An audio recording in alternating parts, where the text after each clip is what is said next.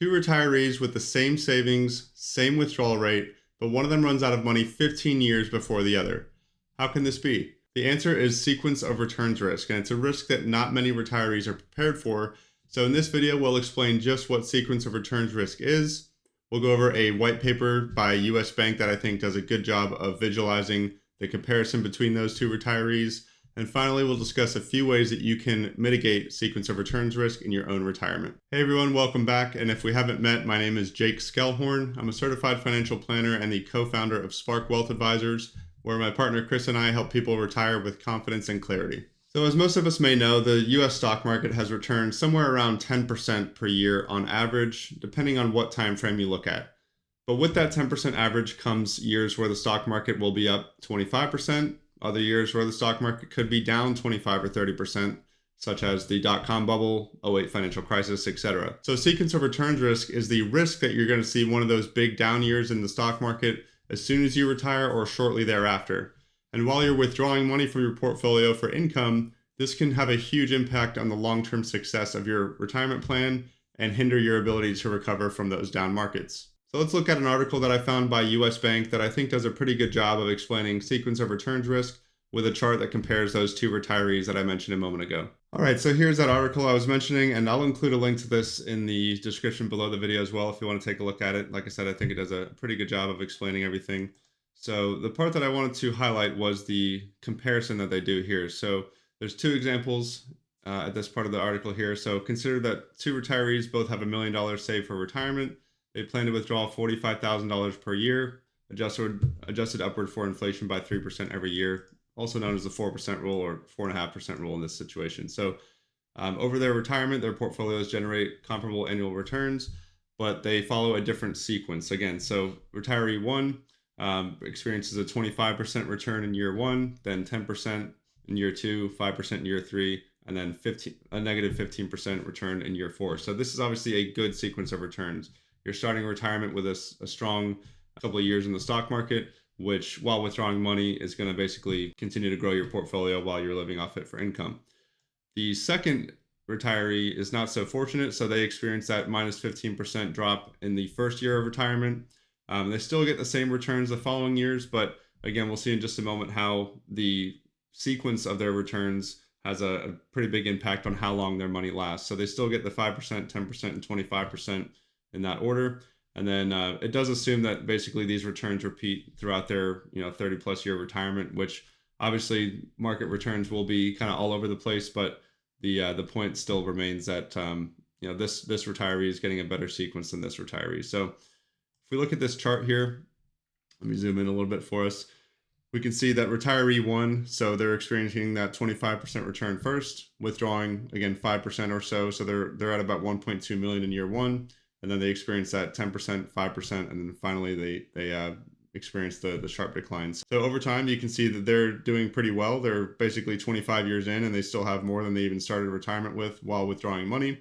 And they eventually, do draw down their portfolio because they're increasing their withdrawals with inflation, but not until 40 years later. So obviously, any retiree retiring at their mid 60s, that would mean they have enough money to last over age 100, 105 or so.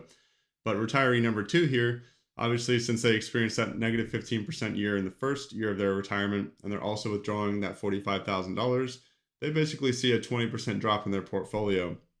And since they're still withdrawing money as the stock market is recovering, it's not quite enough to basically get them back to where they were. And as a result, again, they run out of money in about 25, 26 years or so. So once again, the key takeaway here is that even though both retirees do experience those market downturns every 5 years or so in their retirement, which is pretty typical based on, the historical average bear market is one every 4 to 5 years or so. Because they saw strong positive returns first, it really didn't impact the longevity of their portfolio like it did with this retiree. So that's the main takeaway here. So now that we know what sequence of returns risk is, how can you protect against it? There's a few ways. Number one that the article does mention here, so I'll start with that one, is using a retirement bucket strategy. In other words, putting several years of your expenses in very low or no risk assets like cash or CDs, money market accounts, things like that. The second bucket would be more medium term investments like government or corporate bonds, where you can, fill up 3 to 5 years worth of your expenses in those. In the article, it says up to 10 years worth of your expenses. And then the third bucket would be for very long-term investments, think 10 plus years out for your future expenses that you generally want to keep invested in the stock market to outpace inflation, because obviously everything you buy this year is going to be more expensive next year and the year after that.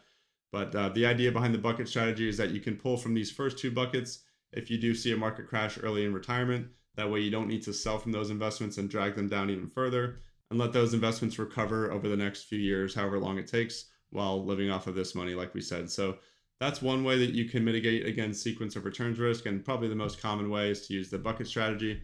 The second way that you can mitigate against sequence of returns risk is by relying more heavily on fixed income sources for your retirement income through things like annuities, or just waiting to claim Social Security until you retire.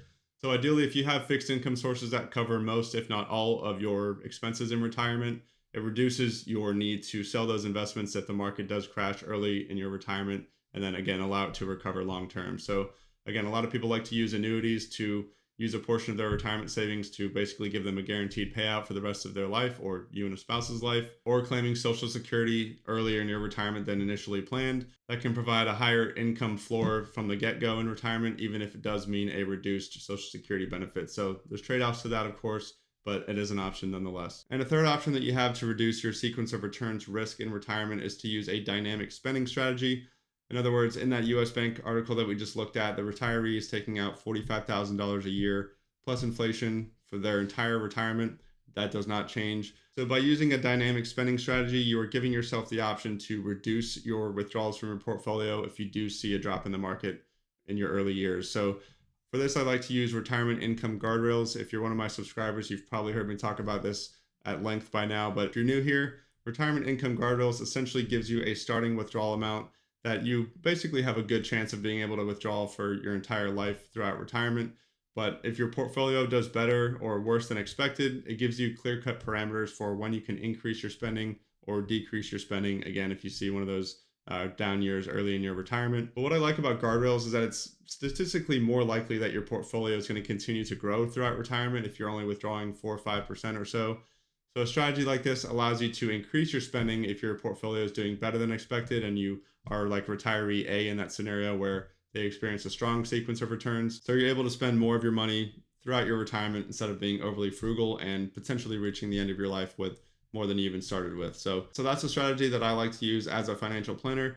Again, I have done other videos at length on this topic. If you want to dive further into retirement income guardrails, you can check out that video now. I hope this video gave you a good understanding of sequence of returns risk and how to mitigate it if you weren't already aware of it. Leave a comment below with any questions on this video, and we will see you in the next one. Thanks for joining.